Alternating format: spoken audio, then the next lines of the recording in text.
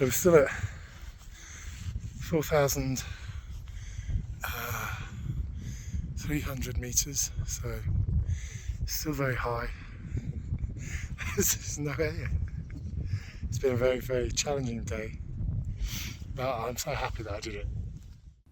These are the Himalayas in Nepal, the highest mountains on Earth, with the toughest conditions for flying. Freezing temperatures, super thin air, strong winds and high contrast lighting. So, why did I take the Mini 3 Pro? And more importantly, how did it perform?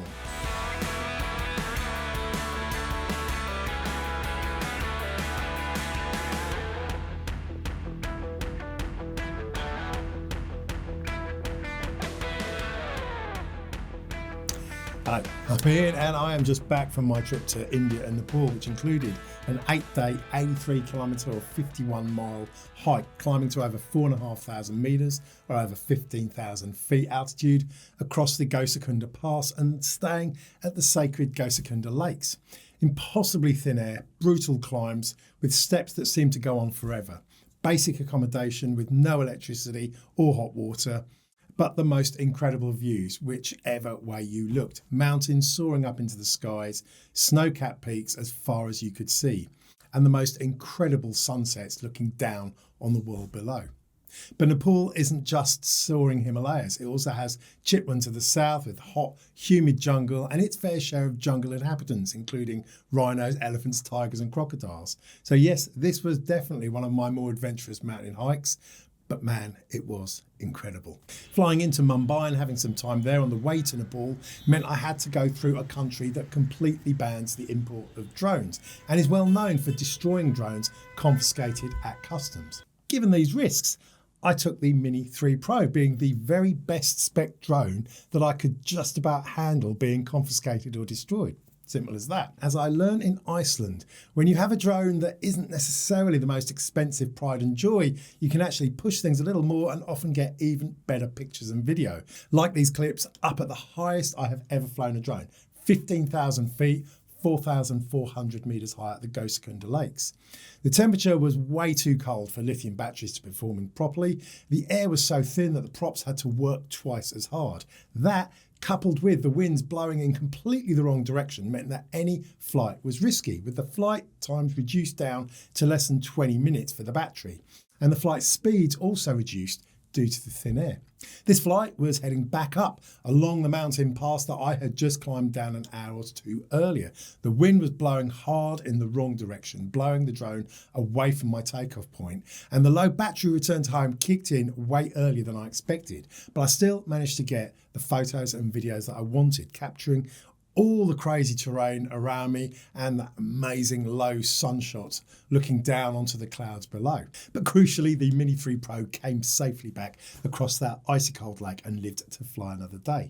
Now, of course, getting up to that point of the mountain pass was not without its own problems. Some of the higher tea houses had no electricity, so charging your phone and camera was not straightforward.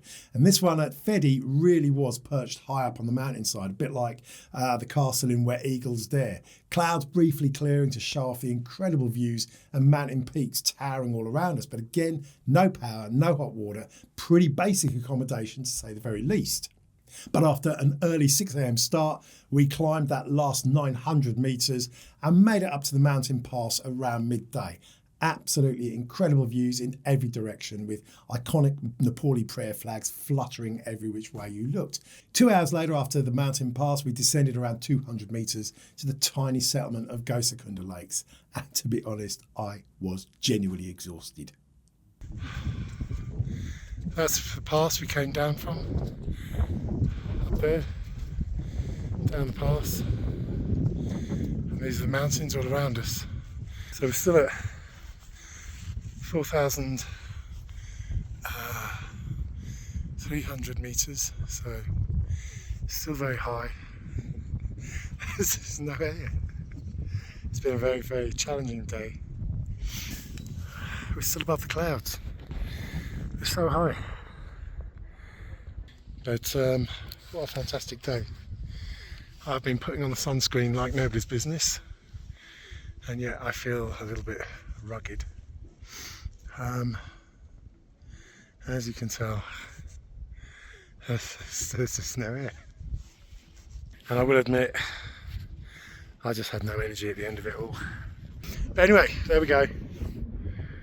The toughest and most exhilarating hike I've ever done. So yes, that was indeed one of the more crazy days, but it got worse because after that, 2 big days of descending back down through the rhododendron forest, 1,200 metre descent each day for 2 days, 4,000 feet a day, which it crucified my knees, it absolutely did, but brought me back to civilization, warm showers and normal air.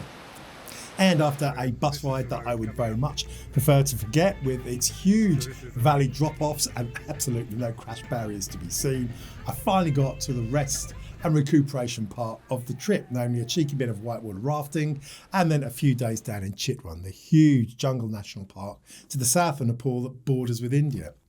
Chitwan really is a magical place. Crazy to think that it's just a couple of 100 miles from the frozen high Himalaya. Down here in the normal air, the Mini 3 Pro behaved absolutely more normally with the usual half-hour flight time. And to be honest, I simply could not fault the video and pictures it produced in the high contrast sunrise light. Proof that if your budget does not reach to the new models, second-hand Mini 3 Pro will absolutely do you fine in most situations. No drone flights at all in Kathmandu, as it is completely prohibited and too close to the airport anyway. But in truth, you actually want to capture the chaos of Kathmandu down at street level anyway. The incredible architecture of the temples rising up and the complete lunacy of the roads and lanes, pretty much every man, woman, child happily being carried along on mopeds. You know, Nepal really is one of those incredible countries that you just have to take the rough with the smooth, but will reward you with true sensory overload. Like I said, no camera does justice to the 360-degree views that blow your mind literally countless times a day. Mini 3 Pro did work out to be the perfect travel companion for me. Light enough, obviously, to not notice in my backpack, letting me get through customs and the checkpoints without too much worry, but still giving me the results that I wanted. Obviously, a little bit late to the party. DJI Neo 2 got released whilst I was up in the mountains, so I'm looking forward to unpacking this and having some fun with that. All I need now, though, some decent weather. It's been pretty miserable to say the least since I got back, but it will be good to see how the Neo 2's new camera performs compared to the original one. Anyway, look, hope you enjoyed some of the clips today. I did a fair few updates on my Instagram, Ian in London. Put a link to that below if you want to see more. But look, for now, I'll leave you with some of my more favourite clips again. Until next time, have fun, happy flying.